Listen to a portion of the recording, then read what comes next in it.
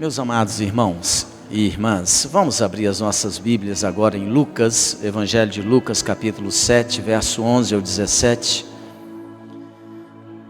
Eu quero ler esse texto com vocês, Lucas, capítulo de número 7, verso de 11 a 17.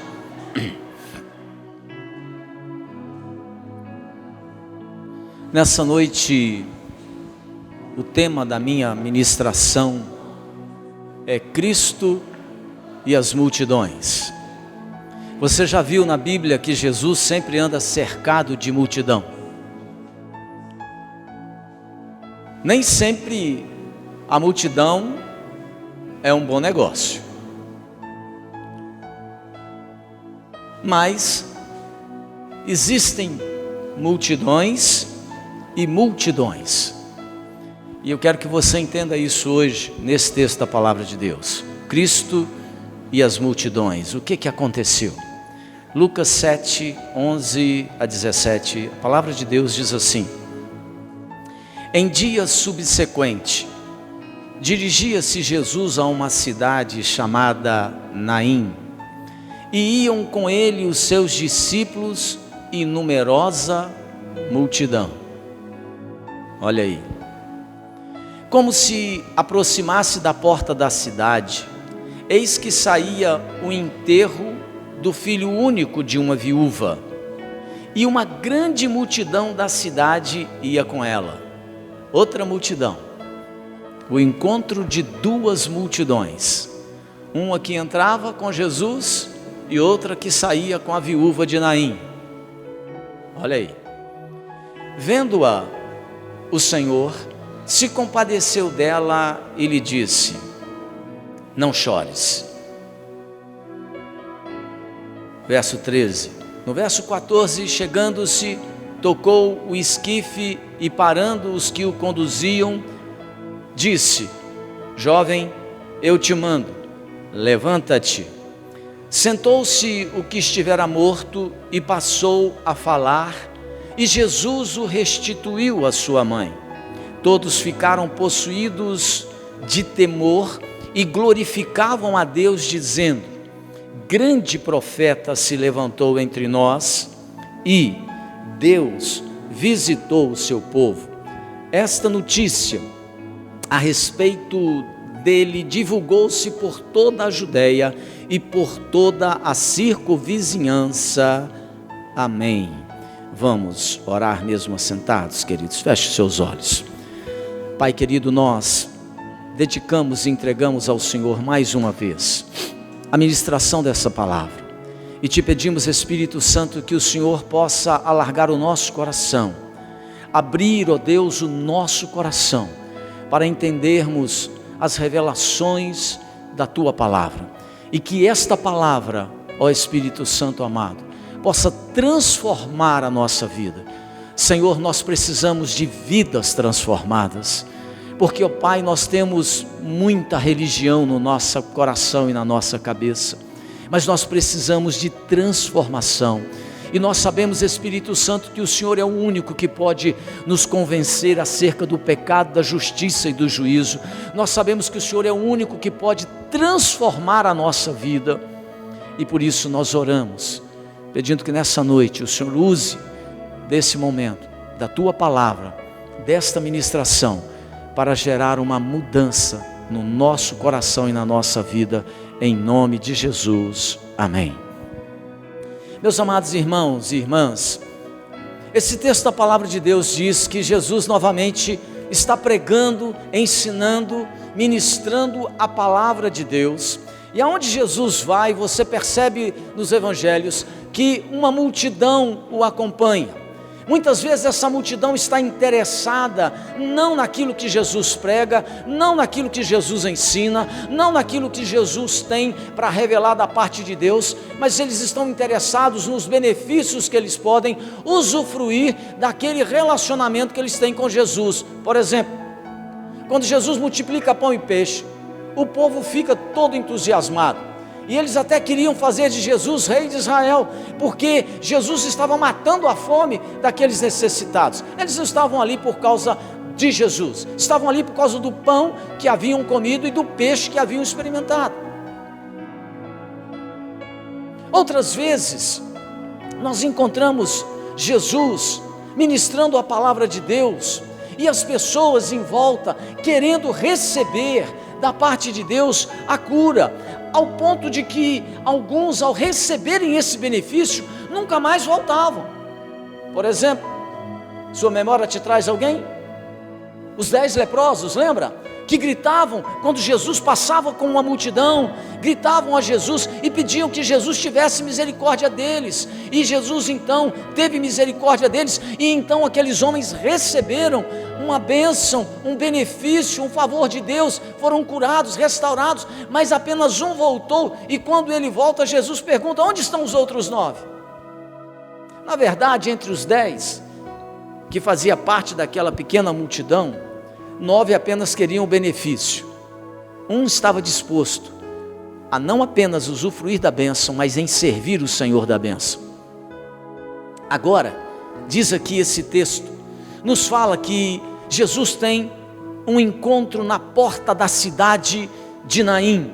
E veja o que aconteceu nesse encontro que se dá entre essas duas multidões na porta da cidade de Naim. O texto bíblico diz que havia uma multidão que estava eufórica, uma multidão que estava feliz, seguindo Jesus com o coração cheio de esperança, cheio de alegria, e de repente, quando Jesus vai entrando na cidade de Naim, vem vindo uma outra multidão, e essa outra multidão está saindo da mesma cidade que Jesus quer entrar, só que essa multidão estava pisando o mesmo chão, estava debaixo do mesmo céu, essa multidão estava sendo iluminada pelo mesmo sol que aquela multidão que acompanhava Jesus, mas eles estavam tremendamente infelizes, eles estavam tremendamente desesperançados, eles estavam derrotados, eles estavam tristes. Por quê? Porque o referencial da multidão que saía de Naim era um morto, e o referencial da multidão que chegava em Naim era um Cristo vivo. É por isso que as multidões estavam completamente diferentes. Aquela multidão que saía de Naim estava triste, frustrada, amargurada, havia sofrido uma perda, eles estavam sentindo a dor da perda de alguém que provavelmente eles apreciavam. Mas por outro lado, vem uma multidão entrando na cidade, festejando, celebrando, porque o referencial dessa multidão era Jesus, e Jesus está vivo, e estava vivo com eles, e estava operando sinais, milagres, curando, abençoando. O referencial das duas multidões eram completamente diferentes.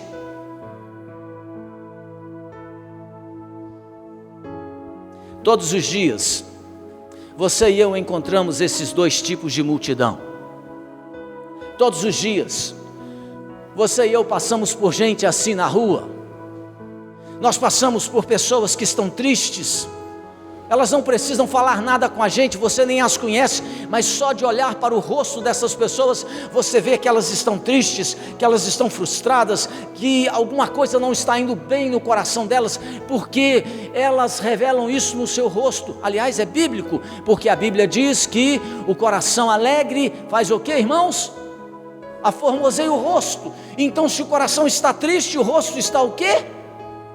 Abatido, carrancudo. Todos os dias, essas duas multidões se encontram na rua.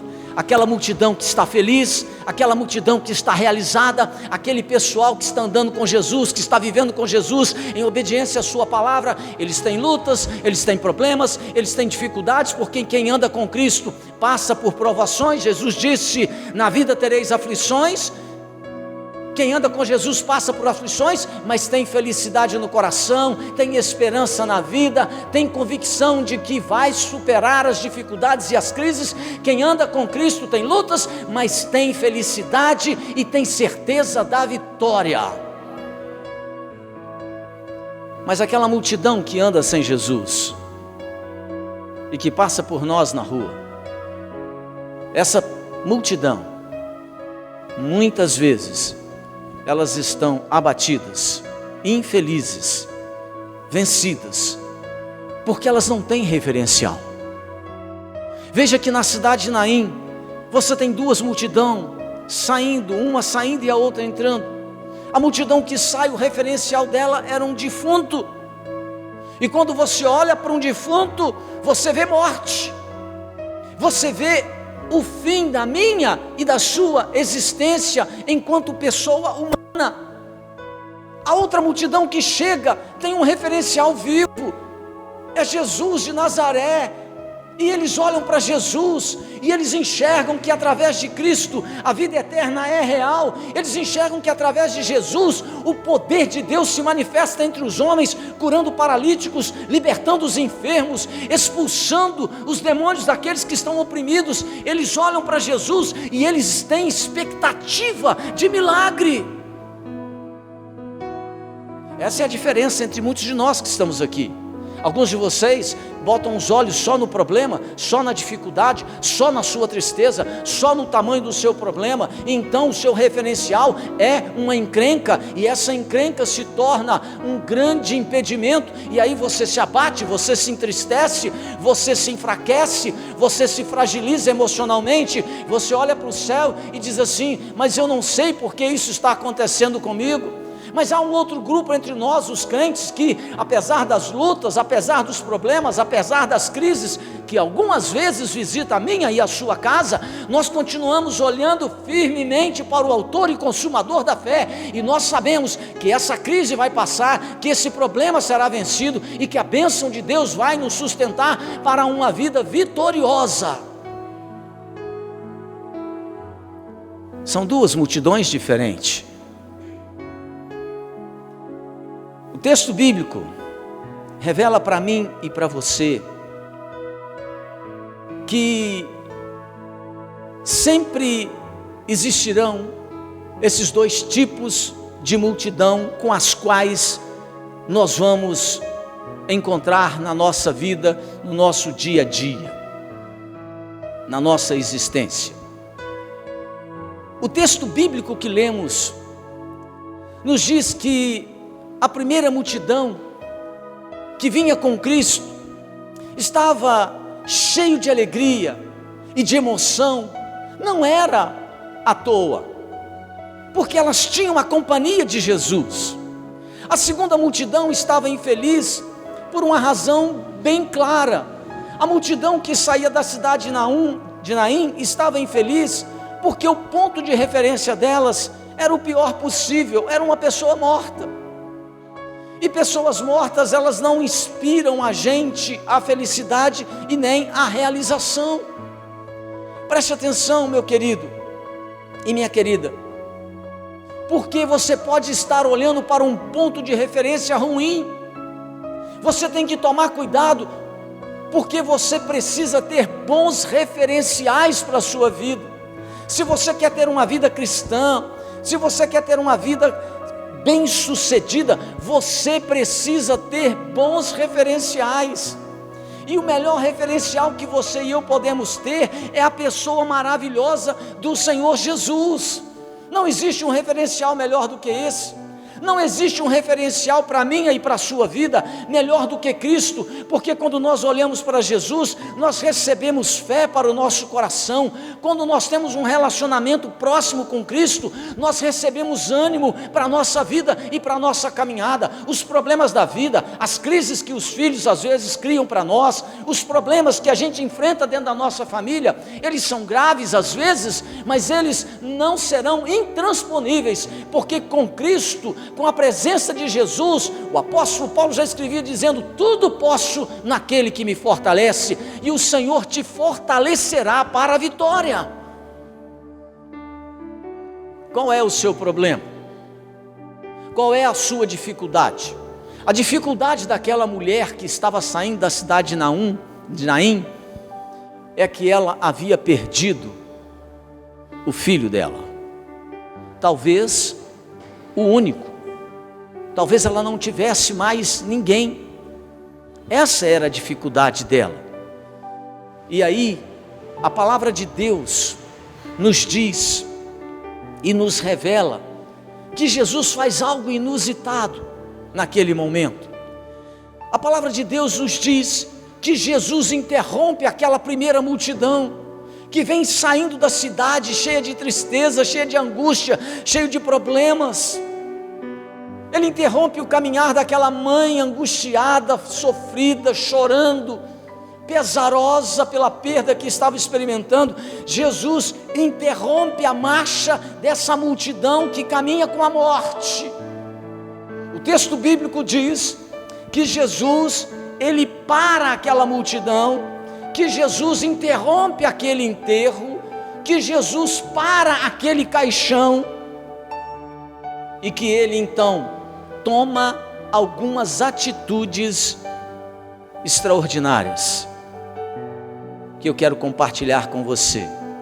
O que Jesus faz quando ele vê uma multidão triste, abatida, caminhando com a morte? A Bíblia nos diz que Jesus faz algumas coisas, e com essas ações que ele tem, diante daquela multidão que acompanha um morto, Jesus quer ensinar alguns princípios para mim e para você. E que princípios são esses?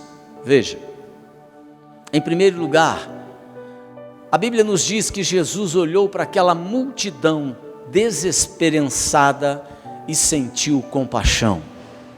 Veja o que diz aí o verso 13. O verso 13 diz assim: vendo-a o Senhor, se compadeceu dela.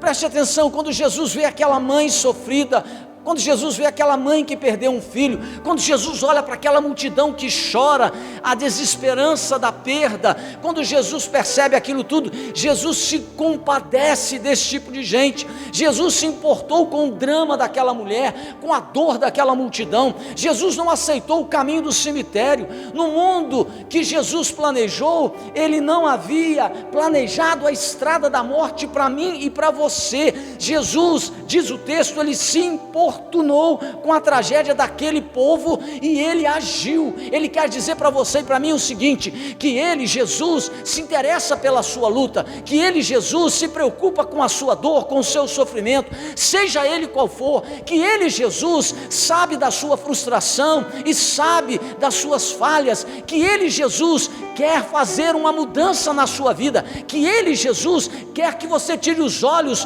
dos referenciais de morte e que você olhe para ele, porque ele disse: eu sou a vida, e quem vem a mim, de maneira nenhuma lançarei fora. Jesus quer ensinar, querido, que você e eu precisamos estar diante dele diariamente, para experimentarmos a sua compaixão, para que esses poderes da morte, da tristeza, das dificuldades que a vida coloca para nós, não nos leve à derrota, à frustração, não nos leve ao abatimento constante e permanente. Há esperança para o seu caso, há solução para a sua luta, há vitória para aquilo que você precisa na presença de Jesus. A Bíblia diz que Jesus se compadeceu dessas pessoas, e ele tem se compadecido de mim, e ele se compadece de você também. Em segundo lugar, esse texto diz que Jesus se aproximou da viúva e a consolou. Essa é a segunda realidade que Jesus ensina, a realidade da consolação. Veja que no verso 13 ele diz assim: vendo-a o Senhor, se compadeceu dela e lhe disse: não chores. Olha aí Jesus consolando essa mulher e aquela multidão: não chores. Irmãos, o que acontece quando nós perdemos alguém que amamos? A gente chora. A gente chora, porque dói perder quem amamos. A gente chora, porque ninguém gosta de perder. Eu vou usar a expressão, não é a melhor, mas ninguém gosta de perder coisas valiosas. As pessoas não são coisas. Ninguém gosta de perder alguém valioso. Os pais da gente, os avós da gente envelhecem, e eles fazem, às vezes com a bênção de Deus, 80, 85, 90 anos, e a gente continua na expectativa de que Deus alongue os anos deles com muita saúde, para que a gente possa continuar desfrutando dessa companhia que nós tanto amamos, é ou não é verdade? Mas a gente sabe que na vida, enquanto Jesus não voltar, a expectativa e a experiência da morte é uma realidade. Nós não gostamos de perder nada. E aqui essa mãe perdeu algo muito precioso, um filho amado. E Jesus chega e diz a ela: não chores. Jesus vem e a consola. Ele diz: ainda não é o fim, ainda não acabou, eu ainda não entrei nessa situação, tu não sabes ainda o que pode acontecer. Jesus diz a ela: não chores, ainda há esperança, ainda pode existir consolo para o seu coração. Hoje alguma coisa pode acontecer na sua vida e na sua história. Jesus consola essa mulher, e eu quero te dizer o seguinte: você pode estar experimentando uma luta, uma dificuldade, uma frustração nos seus sonhos. Eu quero te dizer que Jesus tem consolo para você. Não desista, não desanime do seu sonho, não abaixe as suas armas, continue lutando, continue sonhando, porque Deus tem propósitos lindos para a sua vida. Deus tem consolo, Deus tem projeto. Deus quer que você levante a cabeça, que você erga o seu queixo, porque Ele tem projetos para a sua vida que você jamais tenha imaginado. Pastor, mas eu tenho enfrentado tantas lutas, tantas dificuldades, tantas angústias. Jesus me trouxe aqui nessa noite para dizer para você: não desista, não pare de sonhar com a realização da sua casa sendo transformada pelo Espírito Santo. Não pare de orar pelo seu filho que é problemático, pela sua filha que te preocupa, pelo teu neto que te traz tanto desconforto. Não pare de orar pela sua vida profissional que você sonha, idealiza. Não pare de sonhar, continue sonhando, continue orando, continue apresentando isso para o Senhor Jesus. Ele tem projetos para você. Jesus consola essa mulher, Ele consola essa multidão dizendo: não chores. Porque, irmãos, quando um homem e uma mulher abaixam a cabeça e só fica chorando, só fica lamentando as perdas que sofreu na vida, esse tipo de gente nunca vai vencer. Por isso que um dos textos mais extraordinários que nós temos na Bíblia, nós temos muitos, mas o Salmo 126, ele dá uma lição extraordinária do choro, e ele diz assim: quem sai o quê? Plantando e chorando enquanto caminha, vai acontecer o que com essa pessoa? Ela vai voltar com feixes. Ou seja, você e eu na vida experimentamos a dor, você e eu na vida experimentamos a perda, você e eu na vida experimentamos cortes profundos, nós experimentamos situações desagradáveis, mas o que nós precisamos entender é que nós não podemos parar, é que nós não podemos abaixar a cabeça, ainda que a dor aconteça, ainda que a perda venha, nós precisamos continuar servindo ao Senhor, lançando a nossa semente em obediência a Cristo, porque nós vamos voltar daqui a alguns dias consolados, fortalecidos e abençoados por Deus com feixes na mão.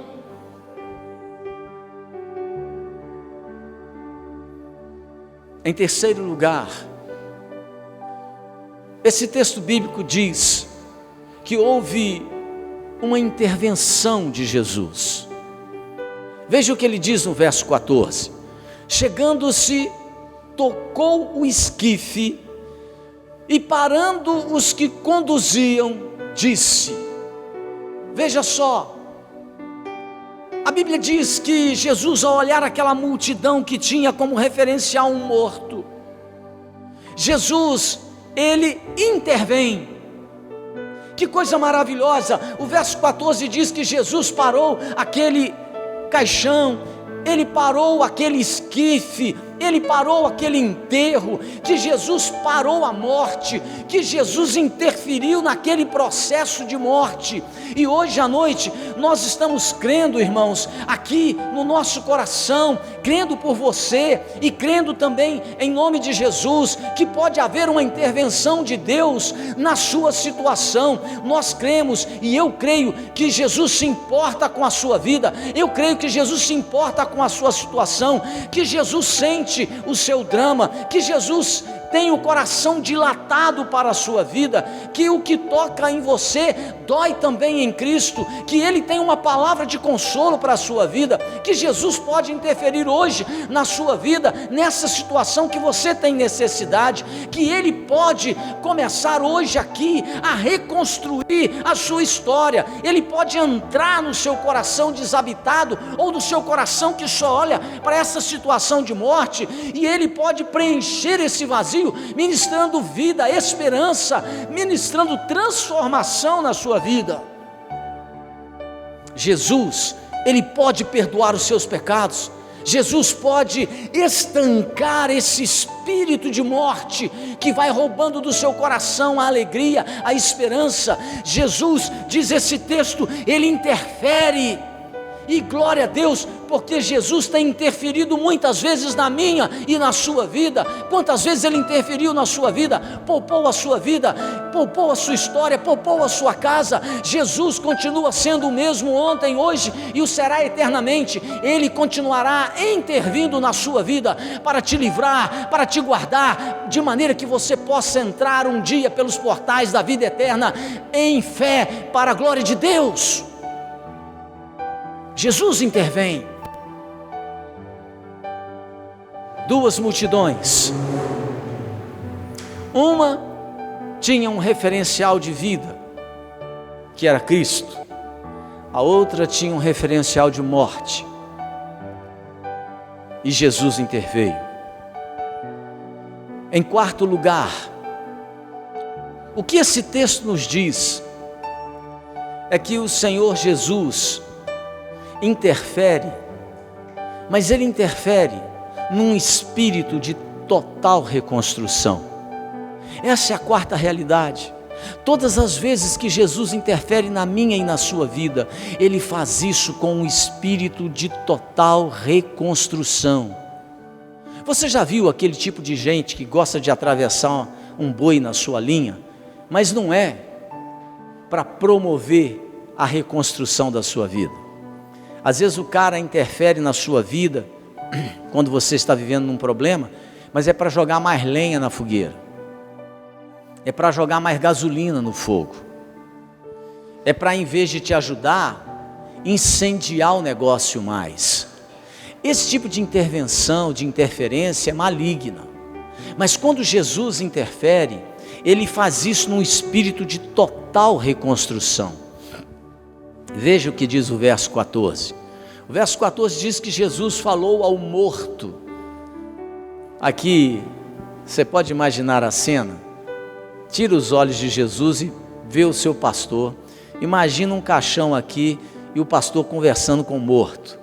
Você vai falar assim, eu acho que meu pastor está meio esgotado, eu acho que ele está precisando de uma psicóloga, está precisando de um aconselhamento, acho que o pastor está meio cansado, acho que as ovelhas estão cansando. O pastor conversar com o morto não fica legal, isso vai causar um aspecto assim desagradável. Mas veja, Jesus, Ele falou para o morto dizendo o seguinte: jovem, eu te mando, levanta-te. Veja que a interferência de Jesus, ela vem num espírito de total reconstrução.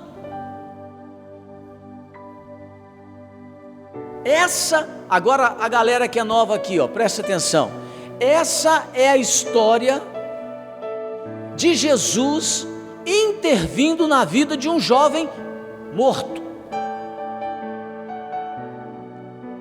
E semelhante a este jovem do texto bíblico, eu tenho percebido que existem muitos jovens aqui mesmo entre nós, que estão mortos ou que estão num processo de morte. Alguns estão gelados, tomados por um frio, de morte espiritual, porque já não ouvem mais a palavra de Deus. Tem um monte de jovem que, apesar de desfrutar de uma boa aparência, de uma boa saúde física, eles estão gelados espiritualmente, estão mortos espiritualmente, porque não ouvem mais a palavra de Cristo. Eles até vêm na igreja, eles até prestam atenção no que o pastor fala, mas eles não aplicam os princípios ensinados pelas Sagradas Escrituras às suas vidas. E quando nós somos ouvintes e não praticantes, nós estamos mortos, gelados. Jesus diz nessa noite para você, jovem, rapaz e moça: põe-te de pé, assume postura, sai dessa sua lentidão espiritual para com as coisas de Deus. Hoje o Senhor Jesus, Ele diz aqui para você, jovem: deixa essa frieza espiritual, deixa essa vida de ruína para trás, deixa essa vida desmotivada para trás. Jesus está te mandando: levanta-te, levanta para uma vida de oração, levanta-te para uma vida de compromisso com Cristo, se levante para uma vida de relacionamento sério com Deus, deixe de brincar com as coisas da fé, deixe de apenas ser frequentador de igreja, tenha uma vida transformada por Cristo. Levanta-te, sai dessa sepultura espiritual que você está nela, toma uma posição com Deus. Hoje Jesus está dizendo ao seu coração: levanta-te.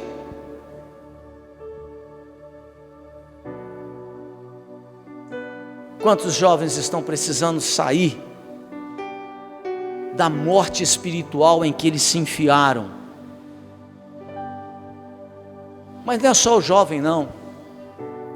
Quantos homens e mulheres estão precisando sair da frieza e da morte espiritual? Gente que está acomodada e indiferente com as coisas de Deus, nada te emociona mais. Me perdoe aqui você, irmão, irmã que veio nessa noite no culto, mas eu fico pensando aqui, de vez em quando eu dou umas cutucadas em vocês, né? Mas é por amor, irmãos, né? A gente, você já viu esse negócio, quando a gente acaba de cantar uma música, bate palma. Tem gente que bate palma por obrigação. Eu fico vendo, a mais à frente bate palma, viu, William? E um restinho lá atrás não bate, às vezes o restinho lá de trás bate, o restinho da frente não bate.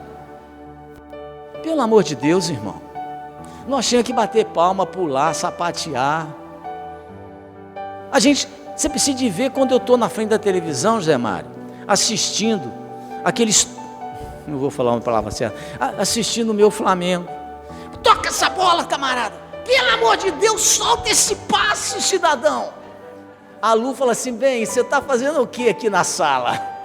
Eu falei: eu estou conversando com esses jogadores aqui que me fazem raiva demais da conta. A gente vibra, não é, irmão?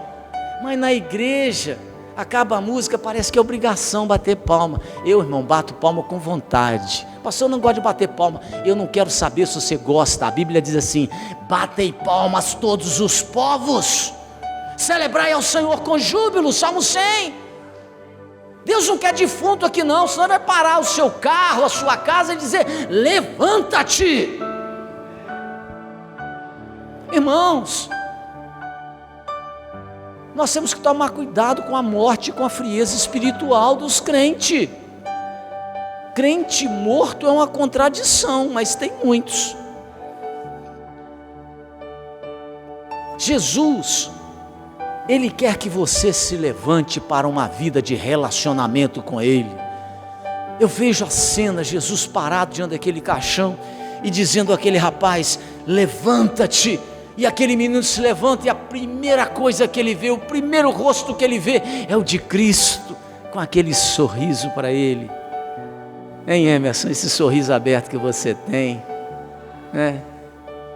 Jesus assim: que bom que você veio, que você voltou. Você pode imaginar o sorriso daquela mãe, o espanto daquela multidão, uma intervenção que foi construtiva.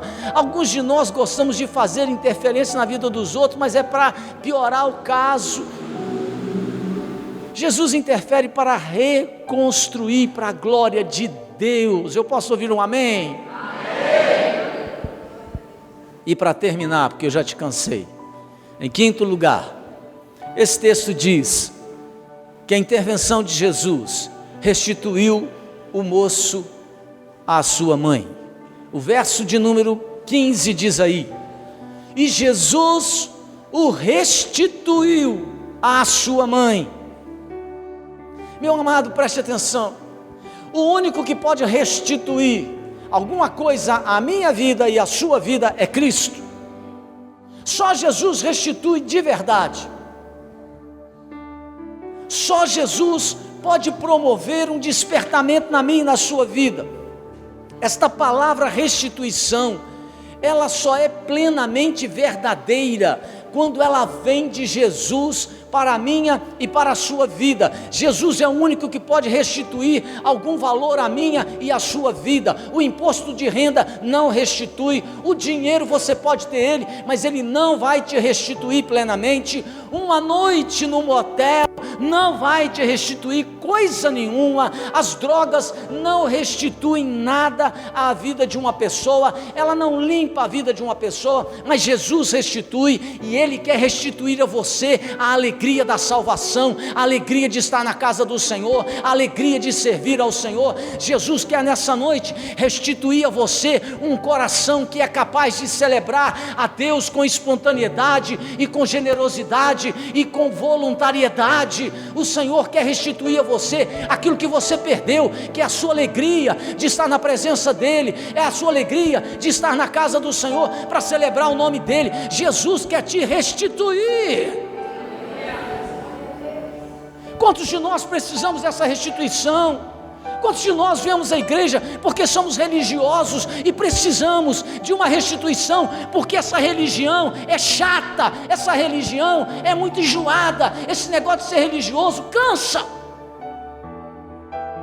Mas quando Jesus restitui ao meu e ao seu coração a alegria da salvação, nós temos prazer de estar aqui, irmãos. Nós temos prazer de aplaudir. Qualquer motivo, qualquer desculpa é boa para a gente estar junto, é boa para a gente celebrar. Qualquer momento é momento adequado para nós estarmos aqui contentes diante de Deus, porque quando Jesus restitui a alegria, nós temos prazer de estar na casa dEle, na presença dEle, com os outros crentes.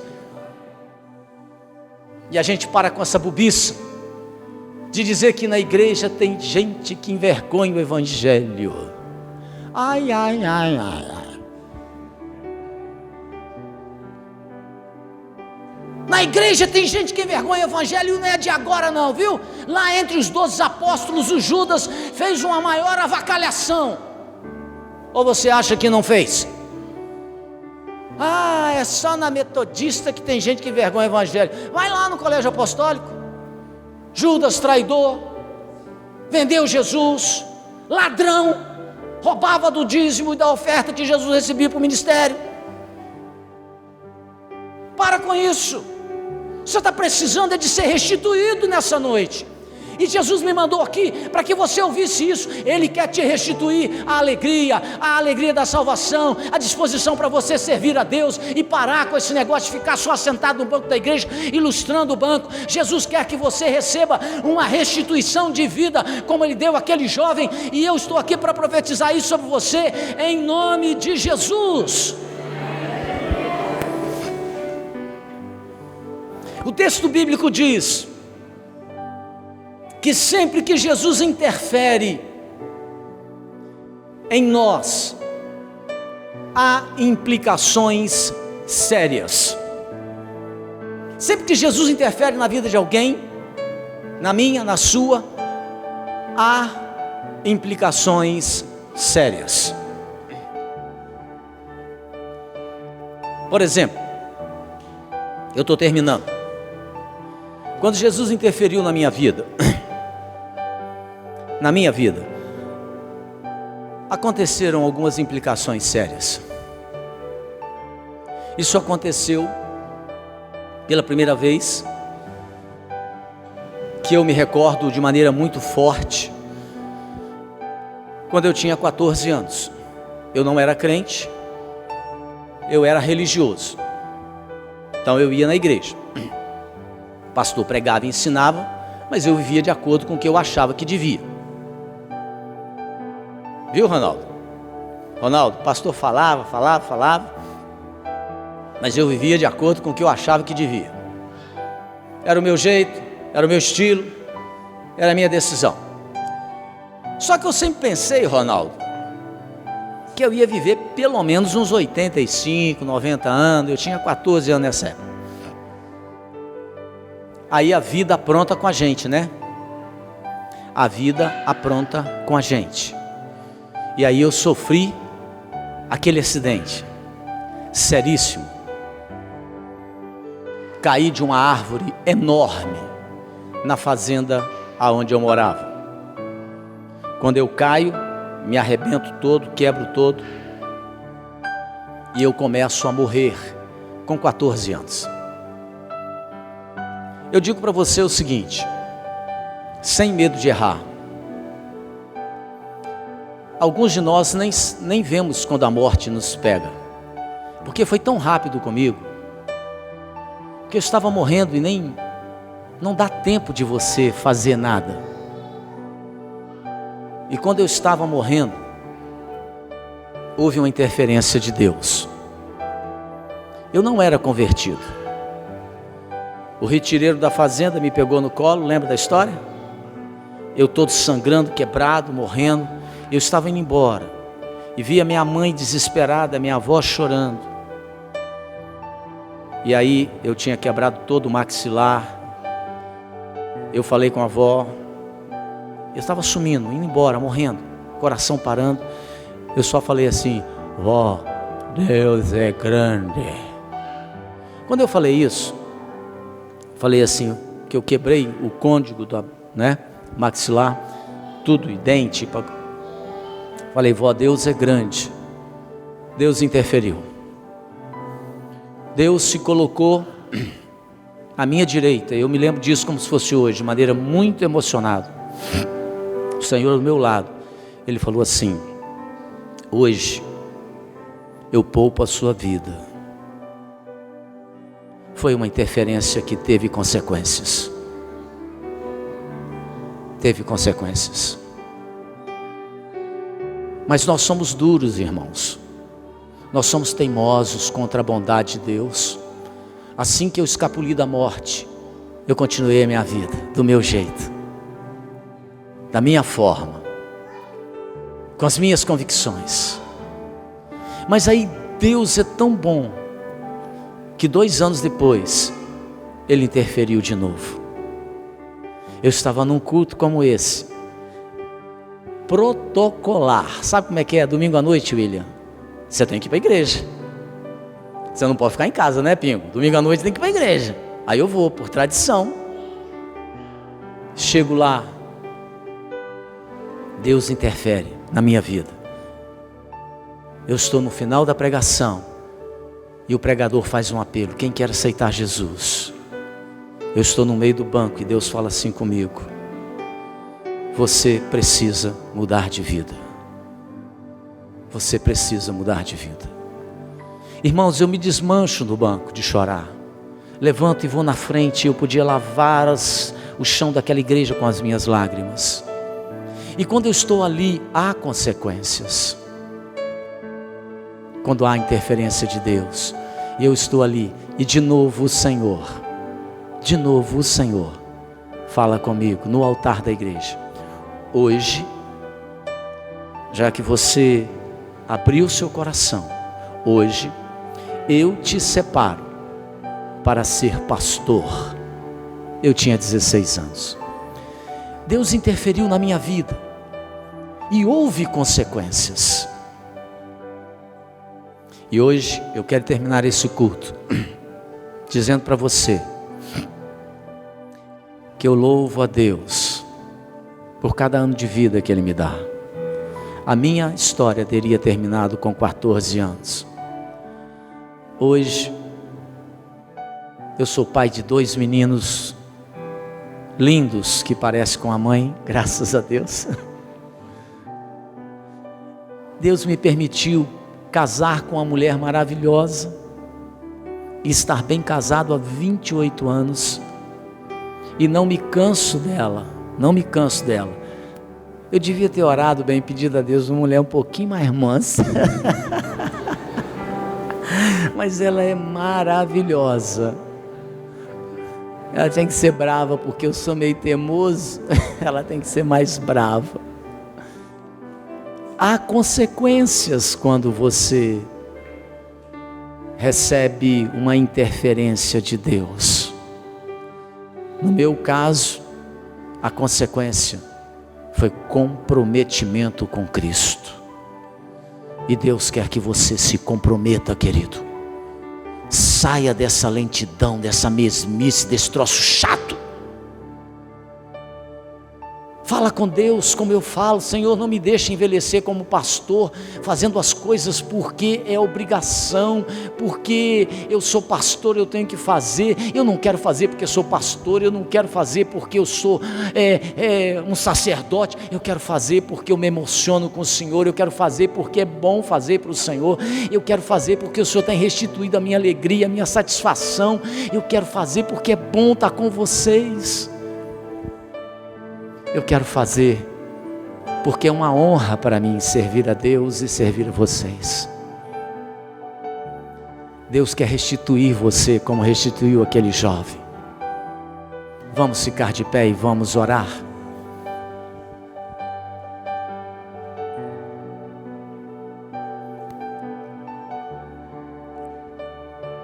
Feche os seus olhos aí, querido. Feche os seus olhos.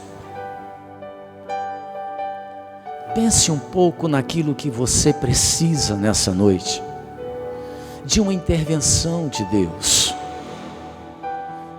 Às vezes você não está com nenhum problema grave, mas o problema todo que você tem vivenciado é no seu coração, é na sua relação com Cristo, que está gelada, fraca, devagar. E você precisa de ser restituída na alegria, na disposição, no ânimo, no contentamento, na disponibilidade para servir. Pense aí, fale com o Senhor, fala: Deus, essa é a minha necessidade. É a minha necessidade. Fale com o Senhor, porque nessa noite, o Senhor Jesus, Ele deseja fazer intervenções na sua vida. Ele tem compaixão por você, Ele quer te consolar, Ele quer intervir na sua vida, Ele quer fazer essa intervenção de maneira construtiva, e Ele quer restituir a você. E se você entende que isso é algo que você necessita nessa noite, nós vamos orar juntos. Você vai sair do seu lugar e nós vamos ficar aqui no altar, e juntos nós vamos orar. Você quer isso? Você precisa de uma restituição? Vem cá então, nós vamos orar. Você necessita disso? Vamos orar juntos aqui. Você que quer, saia do seu lugar. Nós vamos ficar aqui nesse momento de fé, nesse momento de oração. E o Senhor sabe daquilo que você necessita, porque entre nós existem multidões, e só duas: uma que tem referencial no morto e aqueles que têm referencial na vida. E Deus sabe daquilo que nós precisamos, daquilo que você precisa. Mas nós vamos expressar isso juntos, em fé, diante do Senhor. Apresente seu coração aqui mais uma vez ao Senhor. Pai, no nome de Jesus, eu quero apresentar ao Senhor a vida dos meus irmãos e irmãs, porque o que nos motivou a sair do nosso lugar e estar nesse altar, é que nós sabemos que nas Tuas mãos existe consolo para o nosso coração. Nas Tuas mãos nós encontramos intervenção para a nossa vida. Nas Tuas mãos nós sabemos que existe uma intervenção construtiva. Nas mãos do Senhor nós encontramos, ó Deus, consolo para a nossa vida. A mão do Senhor pode restituir ao nosso coração o contentamento, a alegria, o ânimo, o renovo, a esperança.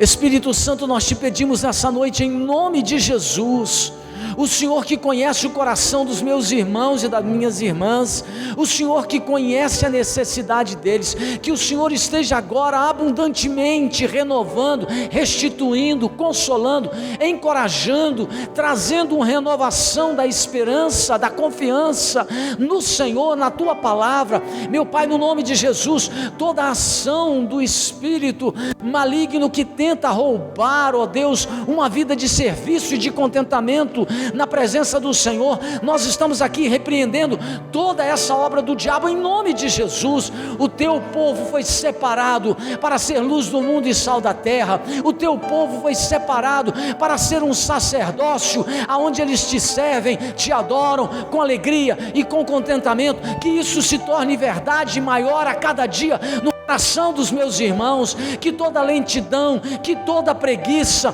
que toda indiferença, que toda frieza, nesta noite, nós estamos aqui no nome de Jesus, para repreender essas obras do maligno, em nome de Jesus. Que as desculpas, os argumentos de alma, que nos impede de ser mais dedicados e comprometidos com o teu reino, meu Deus, nós estamos repreendendo esses argumentos da alma, em nome de Jesus. Que o Senhor, nesta noite, possa restituir a nossa vida. Deus, restitui uma vida cheia do Espírito, restitui uma vida cheia de alegria, restitui uma vida cheia de contentamento, nesta noite, na Tua presença, em nome de Jesus. E eu quero abençoar, meu Pai, a vida dos meus irmãos e das minhas irmãs, abençoá-los, no nome de Jesus, de maneira que eles experimentem, pela intervenção do Teu Espírito, uma vida plena, abundante, de alegria, de contentamento, de ânimo e de serviço. Eu os abençoo, Pai, a eles e as suas casas, em nome de Jesus, amém.